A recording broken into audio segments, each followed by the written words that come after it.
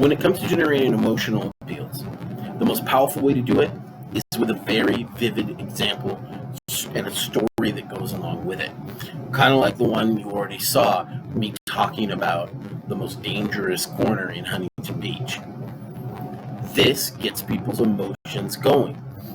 It gets with the whole idea that, one little kid stuck in a well is a tragedy. 10,000 kids dying is a statistic. Having that deep emotional appeal of a story and a character that we get to know is very powerful. But it's not the only way. This also ways include using emotionally charged language. There's also the fact that you can shift an audience's emotion by simply having that emotion yourself. You see, human beings do pick up on each other's emotions. Emotions are contagious. This is actually part of us as humans. For us to work in society, we had to be able to feel what other people were feeling. Guess what? It works in speeches too. I dubbed this the cheerleader effect. It was first pointed out by Machiavelli. The idea is that the audience, if you act happy, will start to get happy. Kind of like a cheerleader at a sports event. Also kind of like a cheerleader, it only works if the audience is already kind of in that mood. So, cheerleaders are great at a game. You're already excited, and then a cheerleader comes out and is like, "Oh, yeah, we're gonna kick their butt!" And everyone else is all, "Yeah, kick their butt!" and gets really pumped. Meanwhile, 5 a.m., waking you up from sleeping, nobody wants a cheerleader. All right? Doesn't work. All right? And it's the same thing here.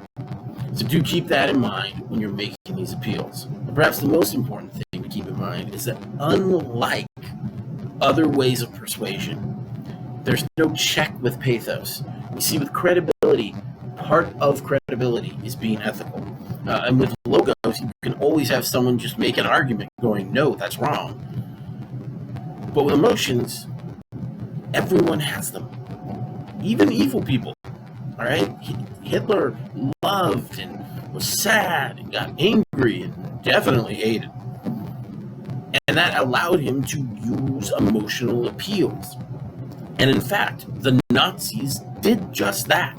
A lot of emotional appeals. It's what all those things they were doing where they would get people together and have parades and have book burnings. Those things were to make pathetic appeals and get people really emotional.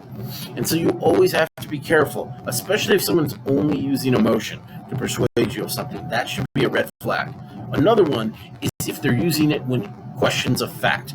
The fact is, no matter how much you want something to be true, it doesn't make it true.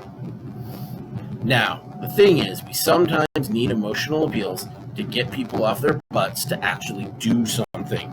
The fact is, we are lazy. I mean, come on. Humanity created a remote control back when we only had 5 channels. You mean you couldn't get up and just push the button on the TV? That's us. We're that lazy. We're not the only ones. So almost every animal is lazy. Go to the zoo and try to see the fierce, ferocious lion. All you're going to see them doing is lying there. They won't roar. They'll yawn. 9 times out of 10, if you jump in that lion's den, you'll be fine. You know why? Because they know a steak is coming in a few hours, and the steak doesn't run away. Meanwhile, you have legs. They're like, nah, I'm going to have to chase after that. Not worth it. I'll have a steak coming pretty soon. Please don't go do that. My luck, you'll be the 10th person that it actually happens to. All right? So do keep those things in mind as well. All right? You have to be careful on how they're being used. But it is a great tool to get people who often are very lazy to care enough to actually follow through with what you're telling them needs to happen.